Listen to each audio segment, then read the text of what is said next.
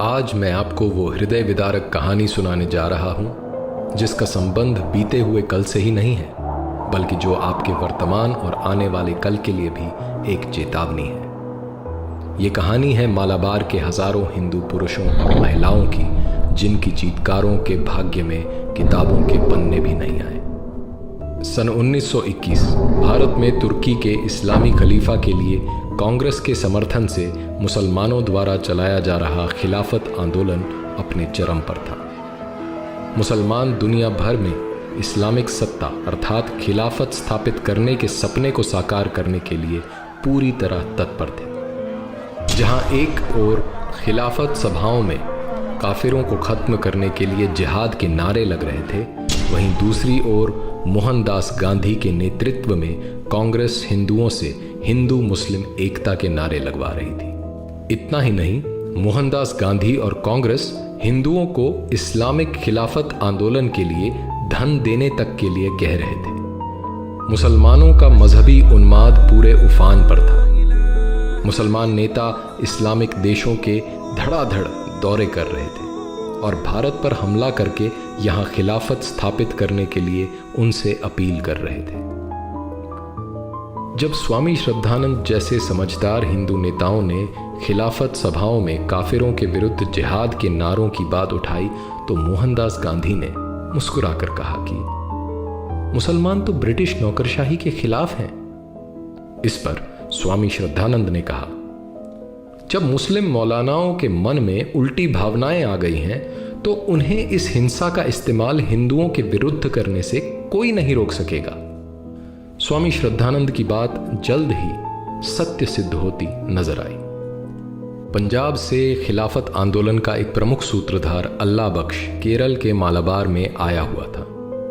उसकी यात्रा में हिंदू मुसलमान एकता प्रदर्शन के लिए उसकी गाड़ी घोड़ों की जगह हिंदुओं से खिंचवाई गई और अल्लाहू अकबर के नारे लगवाए गए। अगस्त 1920 में गांधी ने केरल का दौरा कर वहां खिलाफत कमेटियां स्थापित कराई। केरल के हिंदुओं से खिलाफत आंदोलन के लिए जबरदस्त तरीके से धन भी इकट्ठा करवाया गया। मक्का से पढ़ाई करके आने वाले कट्टर और जिहादी मानसिकता वाले अली मुस्लियार और उसके साथी वरियन कुन्नत कुंजहम्मद हाजी, सीती कोया तंगल, चेम्ब्रासरी तंगल काफ़ी पहले से मालाबार में इस्लामिक राज्य स्थापित करने की तैयारी कर रहे थे। इसके लिए उन्होंने प्रथम विश्व युद्ध में अंग्रेज़ों की ओर से लड़े हुए और प्रशिक्षित पूर्व मुसलमान सैनिकों और युवा मुसलमानों को इकट्ठा किया तथा खिलाफत स्थापित करने के लिए एक खिलाफत आर्मी बनाई। ये खिलाफत आर्मी यूनिफॉर्म और हथियार से लैस थी। ये सभी मुसलमान कुरान पर हाथ रखकर कसम खाते थे कि खिलाफत स्थापित करने के लिए वे अपने प्राण तक दे देंगे। रिपोर्ट्स के अनुसार इस इस्लामिक सेना में 60,000 तक सैनिक भर्ती थे। यह इस्लामिक सेना मालाबार के कई क्षेत्रों में सड़कों पर परेड तक करने लगी। 22 अगस्त 1921 को जमात मस्जिद मालाबार को इस्लामिक खिलाफत का क्षेत्र घोषित करके अली मुस्लियार को वहां का इस्लामिक राजा घोषित कर दिया गया। पूरे क्षेत्र को इस्लामिक शरिया क्षेत्र घोषित कर दिया गया। इमारतों पर तुर्की खलीफा के झंडे लगा दिए गए। एक विशेष प्रकार के छुरे, जिन्हें खिलाफत छुरा कहा गया, इनका बड़ी भारी संख्या में निर्माण कर मुसलमानों में बांटा गया। अब इस शरिया क्षेत्र में बारी आई हिंदू काफिरों की। काफिर हिंदुओं को इस्लाम और मृत्यु में से एक विकल्प चुनने को कहा गया। मुसलमानों द्वारा हिंदुओं पर भयानक अत्याचार शुरू हो गए।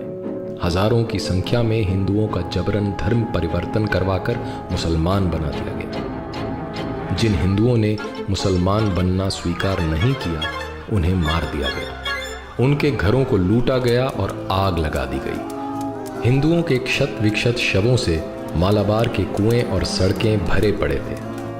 गर्भवती महिलाओं के शरीर के टुकड़े टुकड़े करके सड़कों और जंगलों में फेंक दिए गए।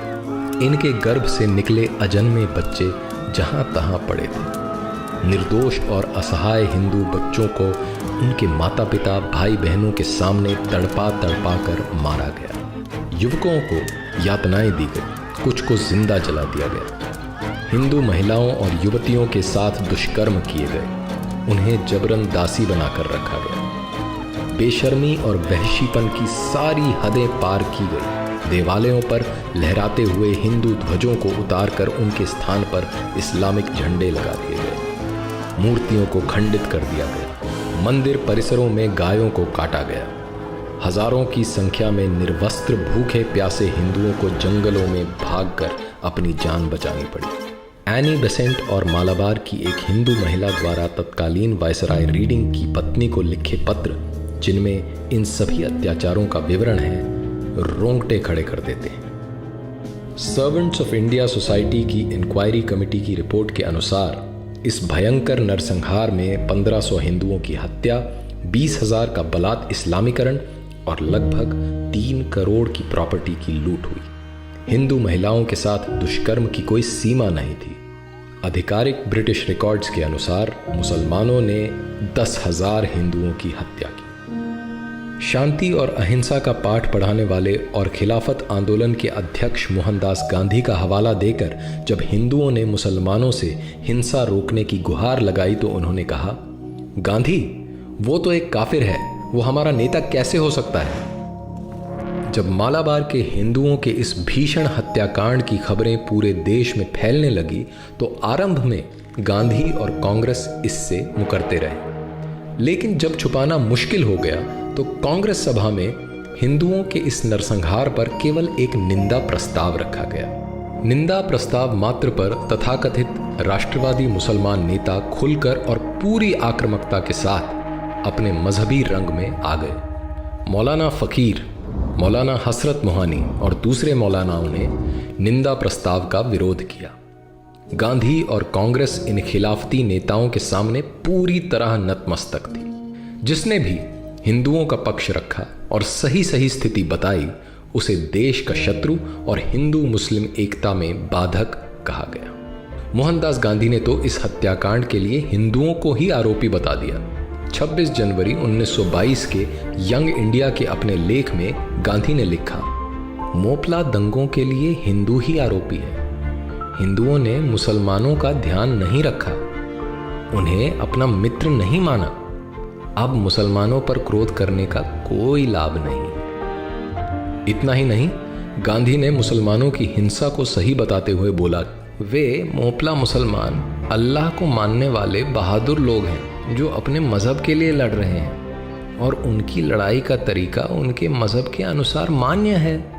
स्पष्टतः खिलाफती नेताओं का स्वराज्य से मतलब इस्लामिक खिलाफत स्थापित करना और एकता से मतलब सभी काफिरों का मुसलमान हो जाने से था।